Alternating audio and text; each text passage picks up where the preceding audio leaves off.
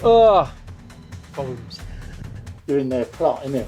I went through the 8 steps that I was just taught by Richard Harpin. Currently building over 250 homes, and we have aspirations to build thousands. How long does it take to paint a 2-bed house, would you say? About 4 days. The end of March is a struggle. Yeah. Because these are D400s. Yeah, They are car park class. yeah. And apparently this is what was on the drawing. I said, well, it can't be. But that won't be a problem.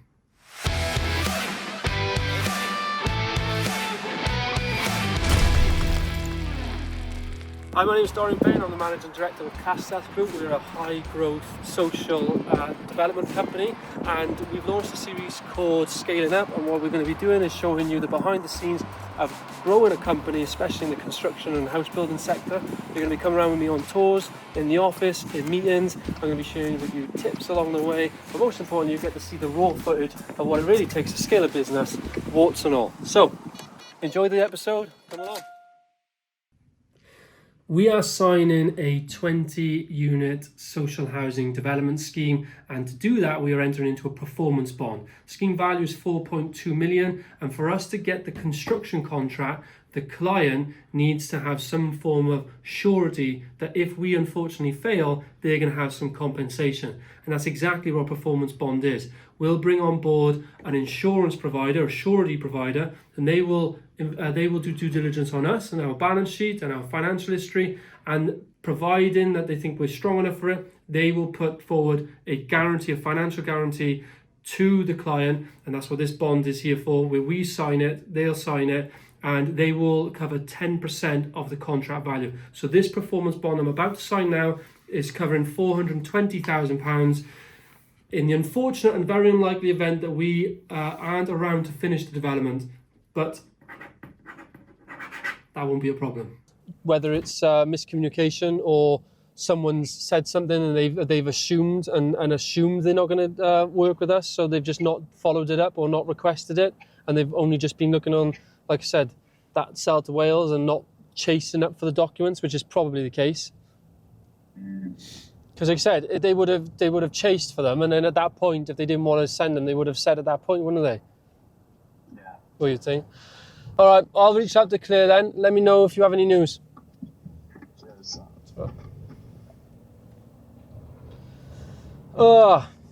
Problems. Good news and bad news. It's the problem when you're building a pipeline of deals and you're working with clients. Obviously, we're client-led. Clients are the number one, but the problem is you've still got to balance, doing the deal on terms that work for the business as well. And the construction sector for the past few years has been solid. Like the deals that we entered into in 2021 and 2022, they just didn't make money. The inflation blew up. We were on fixed price contracts. There was no fluctuation clauses. It was just really, really challenging.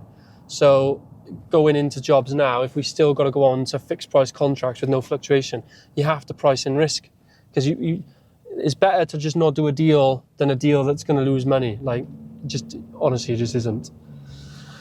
So that's part of that. During that, now the clients want us to drop pricing. Problem is, if you drop pricing, then you open yourselves up to a risk, and everyone pre-contract will work together. But the problem is, from what we've experienced, when you actually get into contract, that attitude changes. It becomes contractual. So you have to make decisions on that, like, what if scenario. What if it doesn't go well? What if they do just stick to the contract? And then that means you're going to be in trouble. So then it comes back down to that. The risk, if it's just too risky, you just shouldn't do it, unfortunately.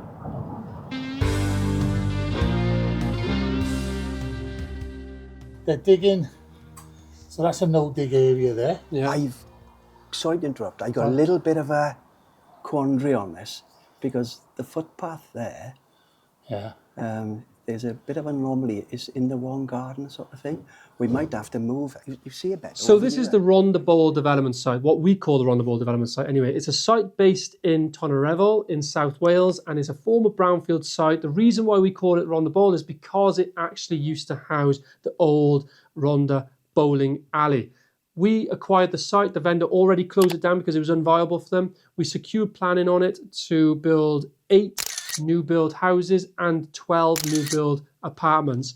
All of the homes on site are EPC A rated. We forward sold the entire development onto a housing association. They bought the site off us once we got planning and then simultaneously give us a build contract. The site was challenging. We utilised our internal groundworks team. So once we got on site and did the demolition and asbestos removal, we then got into the ground. The foundations on the site were piled because the ground is so bad. We also had to face a high water table, which meant every time we dug, the ground just kept flooding. So our groundworks team did an excellent job getting us out of the ground. We put the beam and block on, got the slab in, and then we constructed all of the homes using timber frame. So we utilised a timber frame manufacturer called Local Homes. They partnered with us on several sites, and they constructed the houses and the apartments via timber frame, and then we used traditional brickwork to take up the facade. These homes are very close to being net operational carbon zero, which provides a positive impact to the environment, and also these homes are very, very highly efficient, which means the tenants' bills are going to be really low when they move in. It won't be long now, and this development is going to be completed, and these amazing tenants can move in and call this fantastic development home.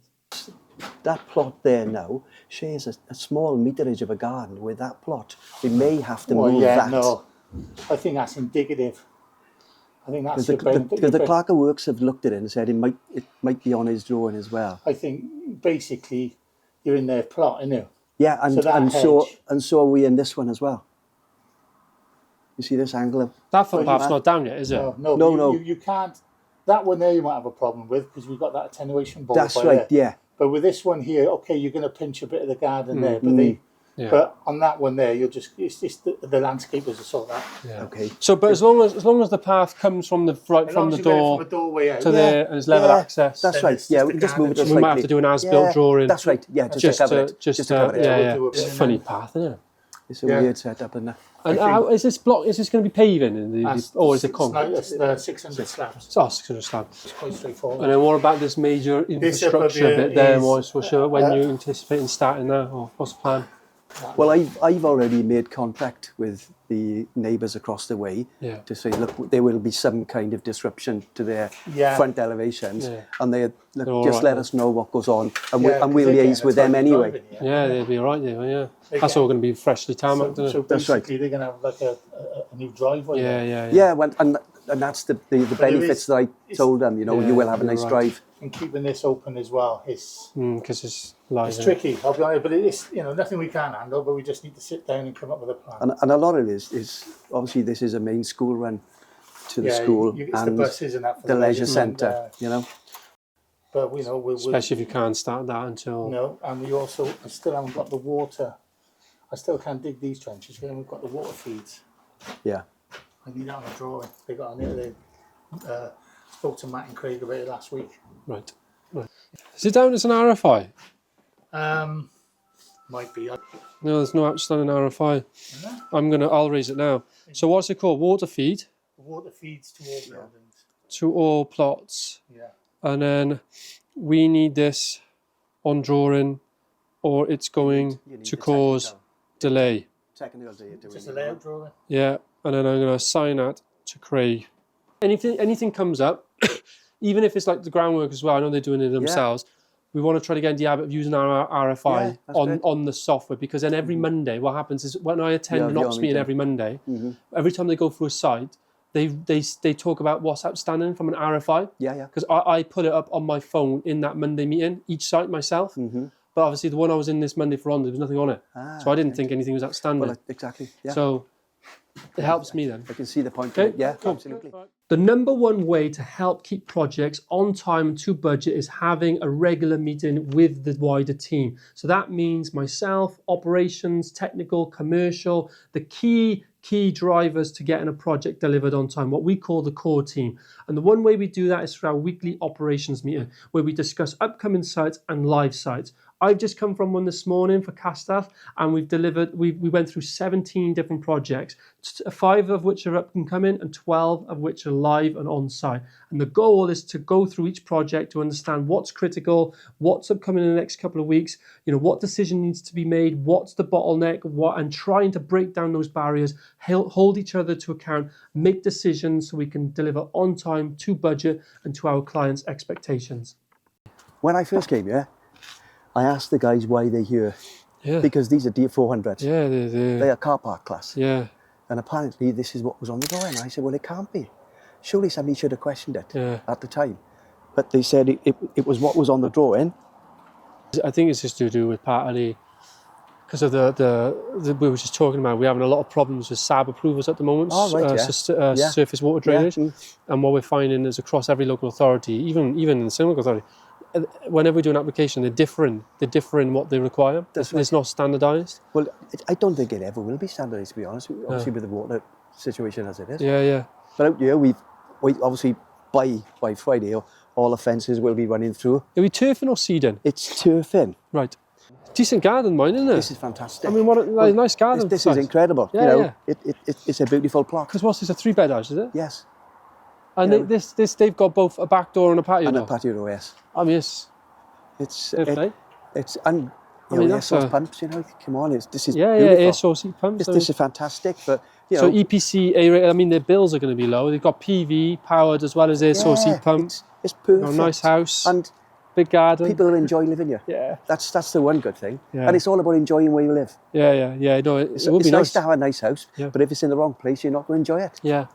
I mean, these look scary a little bit, mine, with kids, don't they? But obviously, they won't get their hands. It's the size of the It's just garden. it looks, isn't it? It just looks awful, because look at that isn't fan, if that's gosh, going around. Yeah. And I know when I was a kid, what I would end up doing, I don't know if you had the fan, you'd be putting something through it. Absolutely. Yeah. Well, a paper, you remember putting paper through it? It makes like a motorbike noise. Yeah. Well, I spoke to the guy from Mitsubishi and asked, is there a smaller grill? He said, well, you wouldn't put a smaller grill because you wouldn't get the airflow. Can we have a look in one? Yes, of course. This is pot and 18. What colour are we going to? It's like a very light coffee colour it is, to be honest. Okay. But the painting-wise, this was one of the first ones. Right. We did this to calculate whether we'd have any damage over the Christmas period because of the cold. I mean, like you say, from a painting point of view, it's you're snagging really. Well, I've got cleaners coming in on Thursday. Yeah. For the first 3, and I'm going to start snagging the first 3. Yeah, great. Because snagging's always a bore, like at the end. If you want to get them signed off, you can close the doors. At the end of the day, these guys will hate me when I start snagging. Yeah. Well, we have a problem with, we can't with social housing or partnership projects. You can't hand over a plot with a blemish on the wall. You can't. And we know that, so we may as well do it now. Quite rightly so. They pay for the product. Private housing, you wouldn't do it. They hand it over with 4 pages of work to do. Well, that's not. They'll have a lot more off me, to be honest.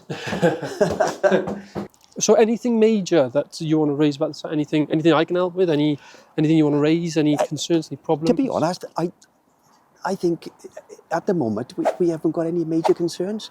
My only real worry is groundworks. Yeah. Okay. I think they need another team here.